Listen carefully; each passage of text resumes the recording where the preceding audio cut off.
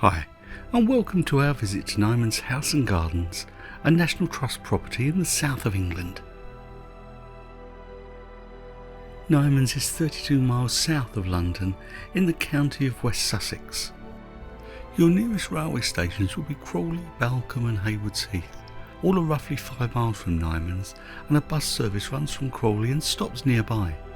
If you're arriving by car, you'll be taking the A23 and turn off for Handcross, although Nymans is clearly signposted too.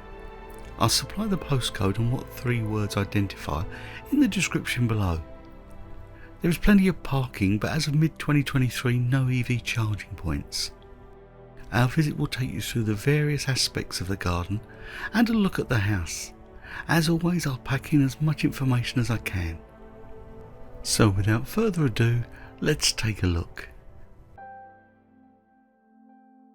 Passing through the ticket office, you may be greeted by a volunteer who will tell you what's on for the day, including the guided garden walks. However, we're off on our own little tour. Being keen gardeners ourselves, we may just pick up a little inspiration on the way. You'll be offered a map of Nymans at the ticket office. I'll also include a link to that in the description below.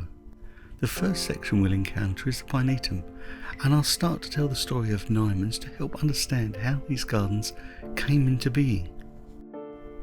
The house that we will see later started life in around 1839 as a Regency period home. However, it wasn't until Ludwig Meisel bought the estate in 1890 that things began to take shape.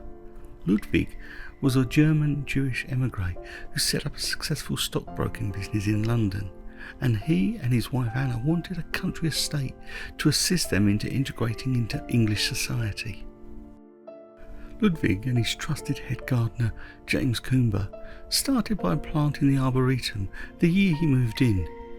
That's the area to our left, down the hill, and some of those original trees still exist to this day.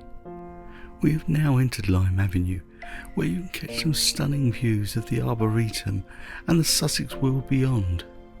If you want to discover more of that, then I'm going to recommend the premium version of the OS Maps app. Check out the link in the description.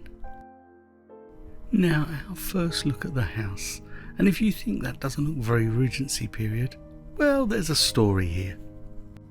Ludwig set about remodelling the house with a Germanic theme, with the help of his brother, renowned architect Alfred. And I know, you're thinking that doesn't look very Germanic. After Ludwig's passing in 1915, the house passed to his son Leonard, and the only way Maud, his wife, was going to move in was if the house was remodelled again, this time in a mock medieval fashion. You may notice that the house is a touch drafty and in need of a little weatherproofing. Well, the truth is much of the house was destroyed by fire in 1947, but we'll complete that story in a little while. Now we need to take a look at the gardens. There is no right way to explore, so we're going to amble along, and I'm going to share a book we recently bought, Gardens of the National Trust. I'll pop a link in the corner and one in the description. It contains Nyman, as well as many others throughout the country, including our favourites, Sissinghurst and Scotney Castle. Yep, we have videos, and I'll add them at the end. The book highlights the National Trust's work, plus it also provides inspiration for us keen gardeners, or makes a great gift for one. Now we have stumbled on the South African Meadow, and you'll find as you wander through Nymans, areas that have been planted out over its 130-year evolution. Each of them may provide you with a little inspiration. And now we reach the Loggia, and a touch of the Italian theme. A slightly sunken garden in a classic style. If you want to visit Nymans and wish to stay close by, we have a couple of recommendations I will add to the description below. Both will be booking.com links, so we earn a small commission, but it doesn't cost you any extra. And now we reach the Rock and Heath Gardens. To me, a rockery. A type of garden planting that has fallen out of fashion over the recent years, but this is on a grand scale. And potentially this has given us inspiration for our own garden. High on the hill I spot a viewpoint that we'll need to check out, but only after we've explored the planting here.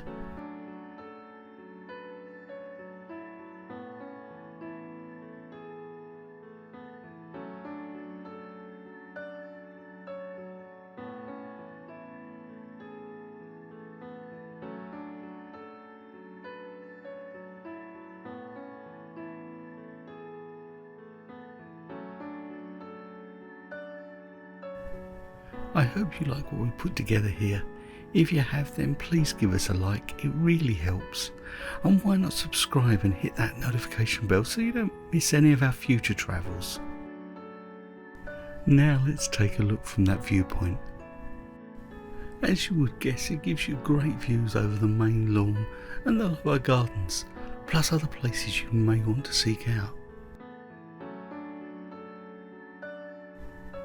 A chance to get a better look at the rockery. You get a wonderful view of the Croquet lawn to the Wisteria draped pergola in the distance. Now let's take one of those indirect paths that will lead us to the Croquet lawn. Now, did you know Nymans has a link to royalty? Ludwig's son Leonard had 3 children. His daughter Anne would marry Ronald Armstrong Jones and they would have a son, Anthony Armstrong Jones, who would marry Queen Elizabeth's sister, Prince Margaret, and become the first Earl of Snowdon. Anne and Ronald divorced in 1935 and she married Michael Parsons, 6th Earl of Ross, and became Lady Ross. The Wisterias became a feature after appearing at a Japanese exhibition in London in 1903. However, they suffered in the storm of 1987 when the entire pergola had to be rebuilt. Our journey now leads us back to the house, and I can continue the story of its history to the present day. So, as I mentioned, it started life as Regency and became a bit Germanic, and by 1928 work had been completed to transform it into mock medieval. And I don't want to sound disparaging when I say mock medieval, it must have looked amazing. The attention to detail is stunning. Just look at that wonderful stone dovecot in the corner of this beautiful space. But in 1947 a devastating fire ripped through Nymans, destroying much of the building. With rationing and a shortage of supplies, rebuilding Nymans after the war was not possible. A small section of the house was made safe, and the family continued to use the home as a way to enjoy the gardens. When Leonard passed away in 1953, he left the house and gardens to the National Trust, with Lady Ross continuing to serve as garden director. On Lord Ross's death in 1979, Lady Ross, or Anne, moved into Nymans and passed away aged 90 in 1992. As we step inside Nymans, you'll find what remains is reflective of Maud Messel's home in a small, intimate space. There is the garden hall, dining room, book room and library, and an army of National Trust volunteers to answer any questions you may have. I especially enjoyed the volunteer playing the piano.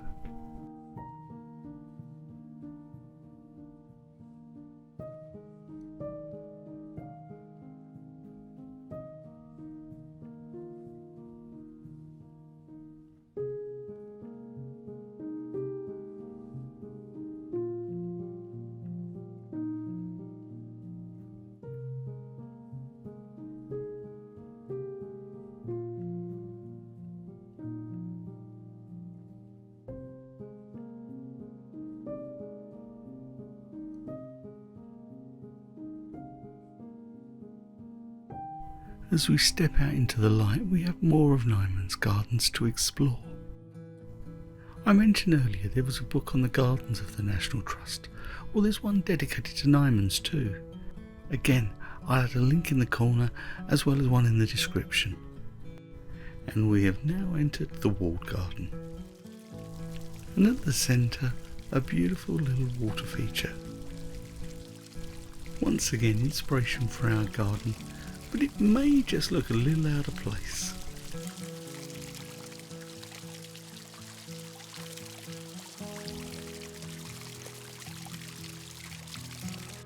It is possible to take garden buggy tours and woods buggy tours. They run during the peak season and last around an hour. Check out the National Trust website for more details. There's also the guided garden walks we saw at the beginning.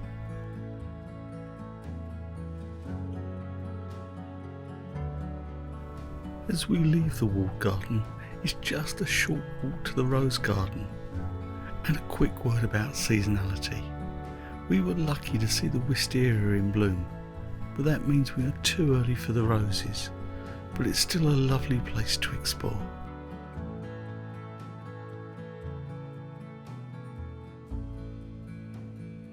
The walk up through the top garden takes you past the second-hand bookshop and the potting shed until you reach the shop. And yes, we did.